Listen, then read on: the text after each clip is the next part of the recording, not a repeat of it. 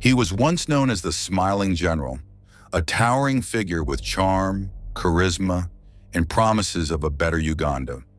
But history remembers him by another name, the Butcher of Uganda. Idi Amin's rise from a poor boy in northern Uganda to one of the world's most feared dictators is a story of ambition, brutality, and dark theater. Idi Amin was born around 1925 in the remote town of Koboko in northern Uganda. His family was poor, and his early education was minimal. What he lacked in schooling, he made up for in physical strength and presence. In 1946, he joined the King's African Rifles, the British colonial army. There, his towering frame and skill in boxing made him stand out. He earned a reputation as a fierce fighter and loyal soldier, serving in brutal campaigns, including the Mau Mau uprising in Kenya. The young Amin had found his path. The military gave him power, respect, and a way out of poverty. But it also nurtured his taste for violence. When Uganda gained independence in 1962, Amin was already climbing the ranks. He became close to Prime Minister Milton Obote, who relied on Amin's loyalty and ruthlessness. Together, they built secret networks, smuggled ivory, and consolidated influence. But power is a dangerous game. By the late 1960s, Obote suspected Amin of plotting against him.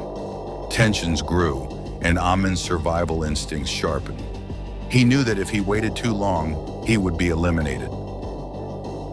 The opportunity came in January 1971. Obote was attending a Commonwealth conference in Singapore. With his rival thousands of miles away, Amin struck. Tanks rolled through the streets of Kampala. Soldiers seized key locations. A radio broadcast announced the army had taken control to save Uganda from corruption. At first, people cheered. After years of political tension, Amin seemed like a fresh start, a giant with a friendly smile who promised democracy, lower taxes, and an end to corruption. But behind that smile, a nightmare was beginning. Almost immediately, Amin turned on suspected rivals. Officers loyal to Obote were rounded up and executed. Journalists, judges, even students. Anyone seen as a threat disappeared. Bodies floated in the Nile. Mass graves were uncovered in forests and swamps. The country was ruled not by law, but by fear. Human rights groups estimate that as many as 500,000 Ugandans were killed during Amin's 8 years in power. Every neighborhood whispered stories of someone who had vanished. Then in 1972, Amin stunned the world with one of his most infamous decisions. In a televised announcement, he gave Uganda's Asian community, tens of thousands of people of Indian and Pakistani descent, just 90 days to leave the country.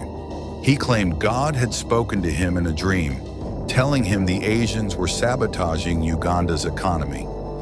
In reality, it was a desperate bid to seize businesses and property. The result was catastrophic. Banks collapsed, shops closed, and factories stopped running. Uganda's economy, once among the strongest in East Africa, spiraled into ruin. Amin didn't just rule through fear, he performed his dictatorship on the world stage. He gave himself absurd titles, calling himself His Excellency, President for Life, Field Marshal Al-Haji, Dr. Idi Amin Dada, Lord of all the beasts of the earth and fishes of the sea, and conqueror of the British Empire. He loved parading in elaborate military uniforms, sometimes in full naval attire, despite Uganda not having a navy.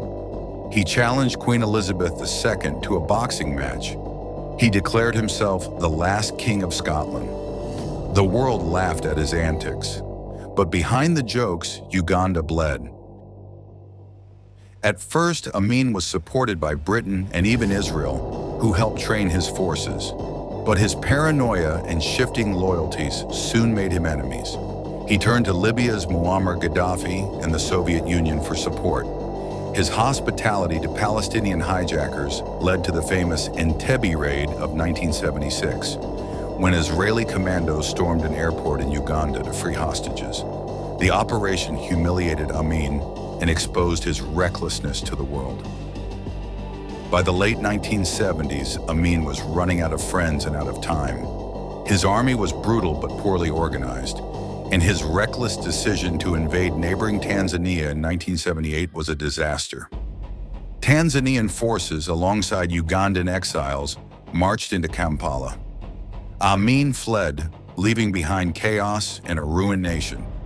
He first sought refuge in Libya, then Saudi Arabia, where he lived quietly until his death in 2003. He never stood trial for his crimes. Idi Amin left a legacy written in blood. Uganda's economy, society, and international reputation were shattered. His victims numbered in the hundreds of thousands. His rule remains one of the darkest chapters in African history. And yet, his bizarre persona, half comedian, half killer, ensured that he remained one of history's most infamous dictators. His story is a reminder that sometimes the most dangerous leaders are not only the cruelest, but the ones who know how to turn power into a performance. If you want to understand more pivotal moments in history, subscribe and join us for the next story that shaped our world.